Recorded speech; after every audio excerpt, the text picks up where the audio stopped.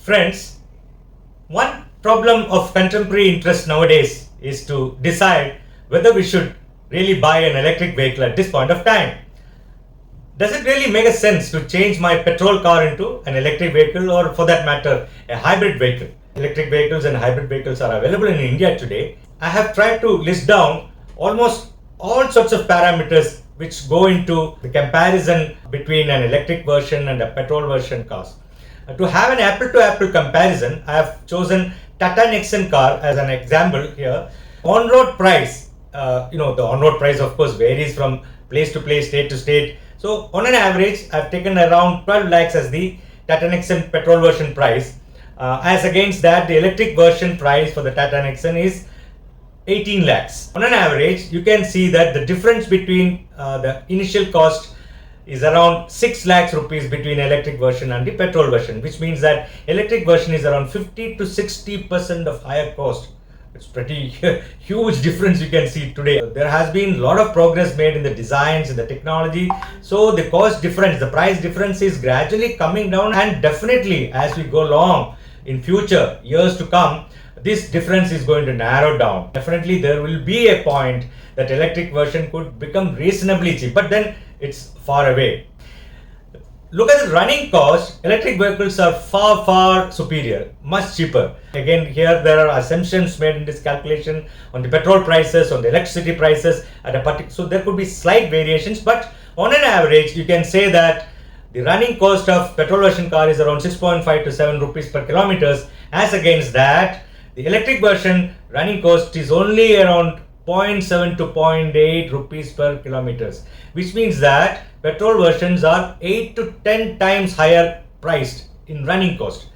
Now coming to the maintenance part, definitely petrol version cars will have more maintenance expenditures because they have more number of moving parts. Coming to the road tax for petrol version is much higher. Road tax is almost zero for electric version because of the exemptions given by the government. However, on the contrary, insurance is much lower for petrol version and it is much higher for electric version because of various reasons. There are uncertainties. Electric version cars are still not proven for a long period, so insurance charges higher premium for these cars. I've also tried to do a break-even analysis based on these financial parameters. Suppose a person is having 50 kilometers per day average running. In that case, the payback works out to almost 5 to 6 years. That means it will take 5 to 6 years for paying back the additional cost what you spend for an electric vehicle. In this calculation, various factors have been considered like electricity, petrol charges, the road tax, the insurance, the maintenance cost, the government exemptions. All those things are considered in these calculations. And if you also consider one more aspect to it, that means the initial cost difference of 6 lakhs. Suppose a person is investing the 6 lakhs into an FD or some other investment source, and he's going to get some return. If that is also factored into it, then the payback period increases to 7 to 8 years. Instead of 50 kilometers, if you assume 70 kilometers, then the payback period comes down to 3 to 4 years normally, and it can be even as high as 4 to 5 years if you consider the interest on the cost difference. So we can very well say that looking at the financial parameters, it is not the right time to go for electric vehicle. Definitely it is not, unless you have a huge utilization of the car. That means you start running around 80 kilometers per day or 100 kilometers per day or more than 100 kilometers per day. A reasonable payback, what we call in any normal project terminology, is around 2 years or 3 years maximum. So you should have a payback within 3 years. Now looking at the qualitative parameters. For electric vehicles, definitely there is a big concern on the range anxiety, whereas in the petrol version it is not. The range anxiety is something an electric vehicle can run at a stretch to around 200 or maximum 300 kilometers of a stretch. So that is a big anxiety. So that is a big concern for the customer, how many kilometers at a stretch the car can drive. One more parameter is the availability of the charging stations or the filling stations, the infrastructure developed. You can see that within the city limits, nowadays a lot of progress is happening with respect to number of charging stations coming up. But once you go beyond the city limit towards the villages and all in India, this is still a big concern. Another parameter is on the charging time or the filling time. A petrol station takes less than 10 minutes for filling the petrol. Whereas in the case of electric vehicle battery, for charging it takes maybe 6 to 8 hours. Even if you have a very fast charging system, it should be around 2 to 3 hours. nothing less than 2 hours. Now coming to the battery lifespan, again there is a big concern. The electric cars are giving guarantees up to maybe 8 years of guarantee maximum. So we don't know today, because this is not so proven, that what is the life of the battery. Maybe after 10 years, suppose the battery you need to change, you see the battery cost is almost 50% of the total car cost. So if Tata Nexon electric vehicle is 18 lakhs, almost 8 to 9 lakhs cost is for the battery. So if you have to change every 10 years, that is a huge expenditure. The weight is also a concern for electric vehicle. It is having a higher weight because of the huge battery system. Now look at some positive aspects of the electric vehicle. Environmental impact is much less in the case of electric vehicle, because the tailpipe pollution is almost zero. Although people today say that electric vehicles require electricity to charge the battery, major source of fuel for electricity production in India today is coal only. Maybe 50% or more than 60% of the power production is through the coal. So the coal is polluting the atmosphere. If you look at the overall consideration, the localized pollution is reduced in an electric vehicle. More than that, the electric vehicle have a much higher fuel efficiency. Because of the higher fuel efficiency, it is going to have an overall reduced effect on the pollution. Another parameter is the smooth and quiet. The electric vehicle has a very smooth and quiet driving experience as against the petrol version.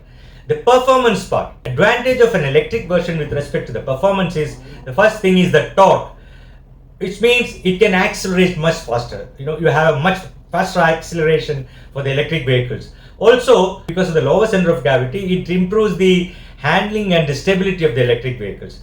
There are few other parameters also, like safety concerns. Of late there have been some accidents of battery explosions and fire and things like that. Electric vehicles are still an emerging technology, whereas petrol versions are all well proven technology. So the standardization of the batteries also has to progress quite a lot with respect to the battery swapping requirements. There is a risk, or there is an uncertainty regarding the long life of the electric vehicle, so the resale value will definitely come down. So looking at the qualitative aspects and the financial aspect, one has to really take a decision today. I am sure as we progress, maybe another 5 years down the line, the cost of electric vehicles is going to come down. It's going to improve on the charging time, range anxiety, the infrastructure on the various charging stations available. All these improvements is going to happen in another 5 to 10 years time. So please wait for little more to really go for a change of petrol car into electric vehicle. Need not do it in a hurry. But then there is a better solution. If you are really very keen on contributing to the environmental impact aspect, you can do by going in for a hybrid vehicle instead of an electric vehicle. And hybrid vehicle falls in between the electric vehicle and the petrol version. In all these aspects, hybrid cars utilize power from both electricity and fuel, conventional fuel, to reduce emissions while improving the fuel efficiency at the same time. On the electric side, the car is powered by energy stored in lithium-ion batteries and sent to the electric motor generators. These motors power the wheels and also generate electricity when braking through regenerative braking. Hybrid cars do burn fuel but use small engines and emit lower emissions as compared to a usual petrol engine. Essentially, there are three types of hybrid cars today in India. The mild hybrid cars use the electric systems as an assistant to the combustion engine. This type of hybrid cars uses the charge from the battery to power a motor to help the idle start stop as well as low torque demands of the engine. The system essentially reduces the load on the engine, which reduces the fuel consumption. The second category, the strong hybrid cars, come with larger capacity of batteries than the mild hybrid systems. This allows the car to be driven exclusively on electricity also. The third category is the best category, I should say, closest to the electric vehicle. That is the plug-in type hybrid cars, which are not very common in India today. Plug-in type systems feature much larger batteries and also allow the driver to charge the battery by plugging into a charger. This type of hybrid car allows the car to be driven exclusively on the electricity for greater distances. Hybrid vehicle definitely is a much better choice as compared to electric vehicle today, considering the financial aspects and also qualitative aspects like the charging station infrastructure, the number of kilometers you can run on the range. all those things. It could be a good transformation, a gradual transformation. If you go from petrol vehicle to a hybrid, and then maybe another 3-4 years down the line, there could be a lot of disruptive technologies which is going to come out, and exponential progress possible in the electric vehicle sector. So at that point of time, you can go in for electric vehicle. Thank you.